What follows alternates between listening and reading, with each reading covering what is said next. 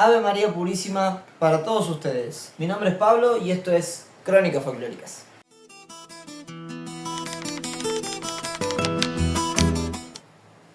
Hoy me interesa hablar sobre las danzas argentinas.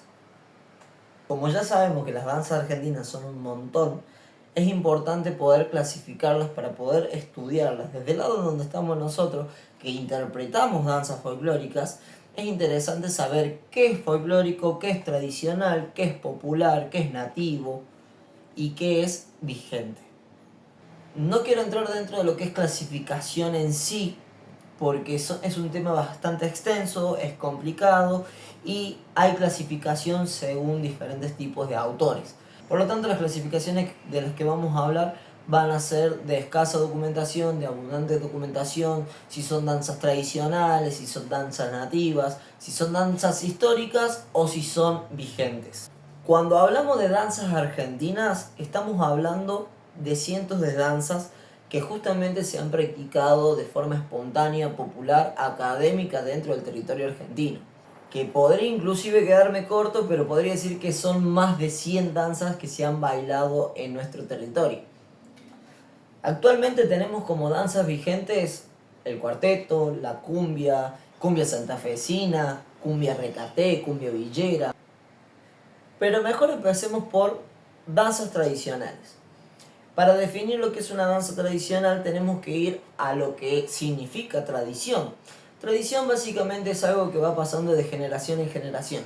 Algunos autores señalan que para que algo sea tradicional tiene que pasar el conocimiento de 3 generaciones. Quiere decir que una persona le enseña a su hijo, ese hijo se le enseña a su hijo y de esa forma el motivo de estudio se transforma en tradicional. Las danzas tradicionales son un poco más de 80, pero si las bailamos del gentilicio o de la regionalidad de cada danza, no son mucho más de 60 danzas. En ellas podemos encontrar los aires, los amores, la lunguita, el cuando, el prado, la huella, el gato, la chacarera, variantes de zamacueca, chamamé, raquito doble, polka. Inclusivemente las danzas tradicionales las podemos clasificar en de abundante documentación y de escasa documentación. En el caso de danzas de escasa documentación tenemos la lunguita, el Ecuador, el palapala, gauchito cuyano, gauchito catamarqueño, que son danzas que no tenemos tantos testimonios escritos de cuándo se bailaron. Pero dentro de las danzas que solemos bailar en la peña o que solemos aprender dentro de las escuelas de danza, también hay otro grupo de danzas que se llaman danzas nativas o danzas originales, que la particularidad que tiene a diferencia de las danzas tradicionales es que no fue bailada o enseñada de forma tradicional de generación en generación, de forma espontánea que se fue surgiendo a lo largo de la historia, sino más bien que tienen un autor en específico. ¿Qué quiere decir esto? En el caso de Guairamullo, del Tuaj, comparten un mismo autor, una misma persona que escribe su música, que escribe su coreografía y que la enseña y que se va pasando también de maestro a maestro, que es el caso de José Gómez Basualdo. Todas estas danzas las podemos encontrar en su mayoría en los manuales de danzas nativas de Pedro Berruti que fueron publicados a partir de 1954. Recordando que uno de los puntos que establece que algo sea folclórico según Augusto Raúl Cortázar es que para que algo sea folclórico tiene que ser anónimo. En el caso de las danzas como por ejemplo la chacarera, el cielito, las variantes de zamacueca, no tienen un autor en específico, solo sabemos que la gente las interpretaba, las bailaba y las cantaba. Se van recopilando coplas que no tienen un autor tampoco específico y de esa forma se da origen a una danza folclórica que cuando va pasando generación en generación se vuelve tradicional. En el caso de Guairamullo, del cañaveral tucumano, del tuaj, como ya habíamos dicho anteriormente, son danzas que ya están establecidas y creadas por una persona en particular, que esta persona se encarga de difundir y de enseñar lo que él creó. Entonces, ¿de qué nos sirve esta información? Principalmente si vamos a hablar de competencias, en una competencia folclórica no se tienen en cuenta las danzas que son nativas. Por lo tanto, el listado de danzas no excede las 60 danzas que podemos realizar dentro de una competencia.